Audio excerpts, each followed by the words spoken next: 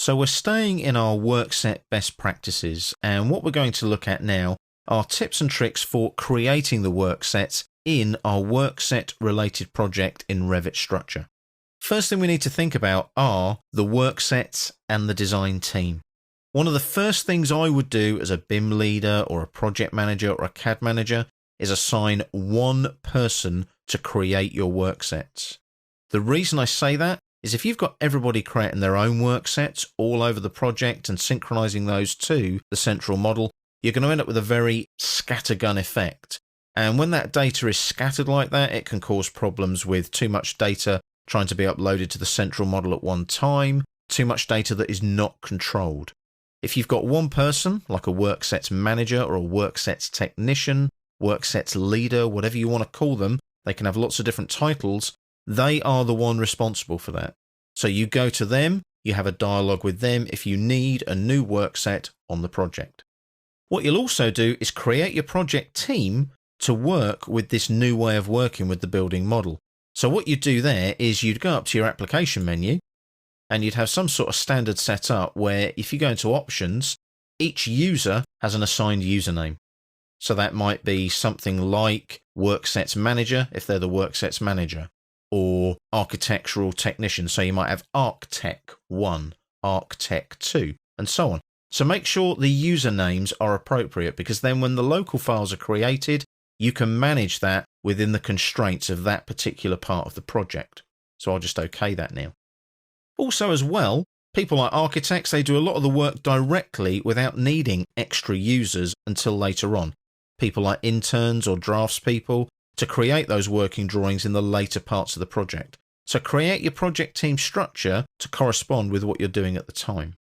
Also, divide your worksets according to components of a building rather than drawing types. So you'll notice if I go up to worksets here, I'm in the Collaborate tab on the ribbon, and there's my worksets panel. Here's my worksets here. So I've got structural columns. I don't have something like plan view such and such structural columns.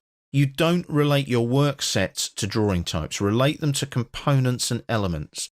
So for example, I might go to worksets here, and I might create a new user-created workset, and I might call it something like structural beams. So let's pop that in there like that, make sure it's visible in all the views and OK it, and that's there ready to go.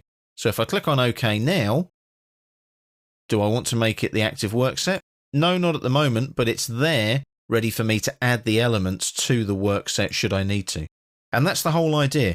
Key considerations there: when you divide a project into worksets, include the ability to load only those worksets that are required.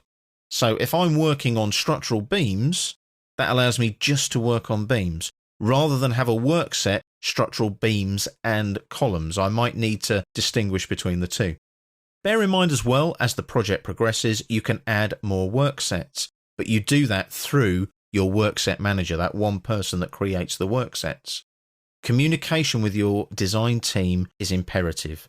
Make sure that you use scheduling and planning meetings. Suggested frequency there: have a half-an-hour meeting each day towards the end of the day to discuss what has happened that day.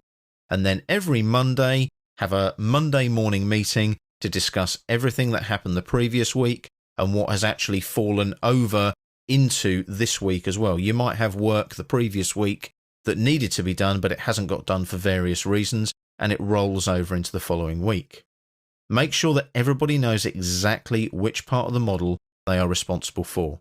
Again, it goes back to users here. Make sure that each user has their own roles and responsibilities and their own worksets that they should be using.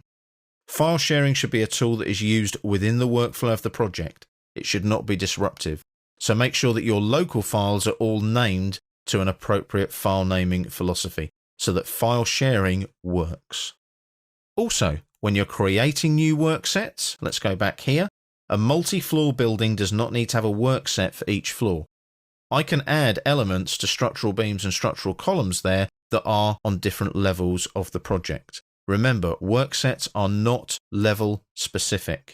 What you can do, if you don't want structural columns to show at a certain level, if I just cancel that there and click in the drawing area, just type VG, go to worksets and assess the visibility settings in here. Okay, that's what you would do. If you have a project with a large floor plate, for example, that needs to be divided by match lines to fit on certain sheets, maybe then consider breaking that down into separate work sets. Also remember though, when they're not being used, those work sets should be closed. And every linked file should also be in a separate work set not visible by default. They should be closed when not in use. So for example, if I go to my ground floor plan here, you'll notice that we can't see the CAD drawing that is linked. So if I go to Insert and go to Manage Links here, you'll see that there's no linked file. I might have a CAD drawing that's linked though. I haven't.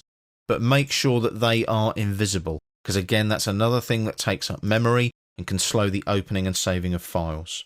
Work sets can't be included in templates. Be aware of that in Revit. Not many people know that one, but it is there. You can't use work sets in templates. Also, default work set visibility. As you create the work sets, set the visibility. Again, just type VG, set the visibility in here as you create the work sets. Do it as you go along. Better that way than forget about it later. And also set up a standard for typical work set visibility designations. There's always exceptions, but working with the standard first is simpler, and then make exceptions to the rule later. So those are your tips and tricks there for creating work sets in Revit Structure.